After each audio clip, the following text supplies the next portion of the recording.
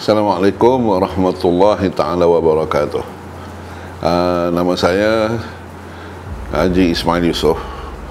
Kawan-kawan yang mengenali panggil saya Tok Abah.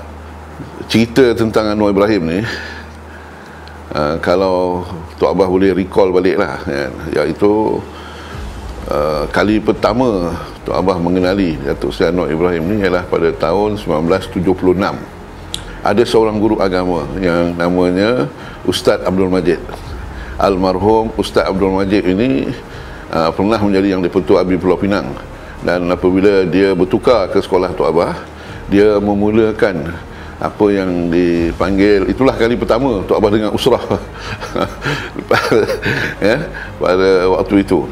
Dan pada tahun 76 itu, kalau tak silap Tok Abah, ada satu khusus kepimpinan lah, pelajar Islam yang dibuat di Yayasan Masriah, Institut Masriah Bukit Mentajam. Dan pada waktu itu kali pertama face to face dengan insan yang nama Anwar Ibrahim ni, yang Tok Abah masih ingat pada waktu itu ialah kami ni duduk sebagai peserta khusus, dengar dia di atas pentas bersama dengan almarhum Ustaz Fadil Noh. Ustaz Fadil Noh, dua orang pakai baju putih lengan panjang, Ustaz Fadil Noh pakai songkok. Dia macam dia lah yang ada sekarang. Pada waktu itu, naratif yang dibawa oleh Datuk Seri Anwar Ibrahim tentang kali pertama Tok Abah rasa lah, yang sebab kena ingat Tok Abah ni latar belakangnya sekolah Inggeris, tak ada pendedahan langsung pun tentang Islam sebagai satu cara hidup, adin dan sebagainya, tak pernah dengar pun.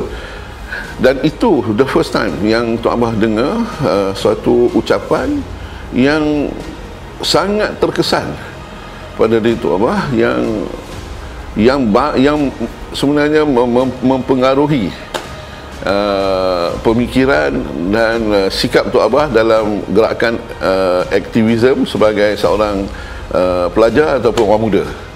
Seingat Tok Abah lah, daripada saat itu sampailah kata sekarang ni, Anwar Ibrahim ni dia tak pernah ubah naratif dia itu tentang pembinaan negara bangsa ini. Dia mesti bermula dengan soal mengangkat harakat dan darjat insan, karamah insaniah. Islam itu menjadi fundamental yang sangat kuat, mempengaruhi pemikiran beliau dalam apa juga aspek bidang, sama ada pendidikan ke, ekonomi ke, politik ke, kenegaraan ke. Dan itu sepanjang penghayatan Tok Abah lah, beliau tak pernah berubah, sentiasa saja konsisten, sama ada dalam masa gerakan pelajar ABIM, dalam kerajaan, dalam UMNO, dan sepanjang tempoh reformasi hinggalah sekarang. Bahkan Tok Abah yakin gerakan Anwar Move yang terakhir ini, yang banyak orang bercakap soal Anwar nak jadi Perdana Menteri, adalah berteraskan keyakinan beliau dengan perjuangan yang beliau bawa daripada dulu hingga sekarang. Tok Abah bangkitkan hal ini kerana apabila isu tentang Anwar Ibrahim sebagai Perdana Menteri Malaysia yang ke-9 ni, kalau kita lihat perbincangan-perbincangan banyak hanya tertumpu kepada soal Anwar nak jadi Perdana Menteri, kan? Yang pada saya itu bukan maudhu' yang sepatutnya kita beri perhatian. Sebab katalah kalau soal pangkat kedudukan ini, saya fikir Anwar dah merasakan semua keistimewaan sebagai pemimpin itu, kan? Dan kalau fikir segala tribulasi yang beliau lalui, kan, dalam keadaan umur yang ada sekarang ini, kan, tapi Tok Abah yakin ijtihad, ataupun keputusan yang beliau buat ini, Anwar Move yang sedang berlaku ini, ialah kerana keprihatinan beliau, sekali lagi conviction beliau dengan perjuangan yang beliau dukung. Kalau dilihat dalam keadaan yang ada sekarang ini, Tok Abah yakin, dalam keadaan di mana kepimpinan dalam PH, baik dalam keadilan, dalam DAP, dalam amanah, majoriti kepimpinannya berfikir bahawa okay, let us be a strong opposition dalam parlimen sehingga PRU ke-15. Tetapi Anwar mengambil pendekatan yang anti clockwise di luar kotak, di mana beliau beristihad bahawa pentingnya mandat rakyat ini dikembalikan semula sebab ini ada kaitan dengan soal hidup mati demokrasi di negara ini. Sebab itu bagi Anwar tidak ada pilihan. Tidak ada pilihan. Kena ada kesungguhan untuk kita mengembalikan semula. Lebih-lebih lagi dalam suasana pandemik COVID-19 dan melihat cara gaya kepimpinan Mahyudin dan kerajaan yang dia pimpin ini mengendalikan isu COVID ini,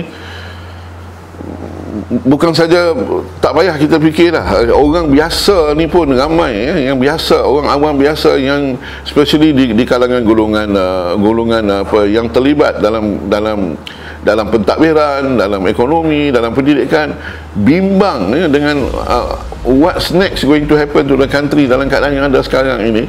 Saya fikir pemimpin besar seperti Anwar ini mungkin menghayati jauh lebih baik daripada itu, dan sebab itu bagi beliau usaha untuk mengembalikan semula mandat rakyat ini perlu dilakukan.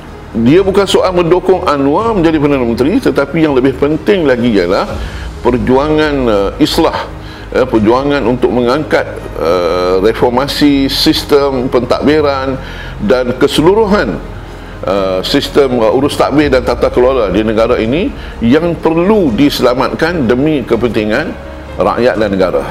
Naratif itu adalah naratif yang lebih tepat. Kalau siapa pun nak membuat analisa, nak membincang, nak memberi pandangan tentang soal usaha Datuk Seri Anwar untuk meletakkan diri beliau sebagai kepimpinan nombor satu negara bagi menyelamatkan situasi yang sangat genting sebenarnya dalam konteks governing, dalam konteks pemerintahan yang ada sekarang ini.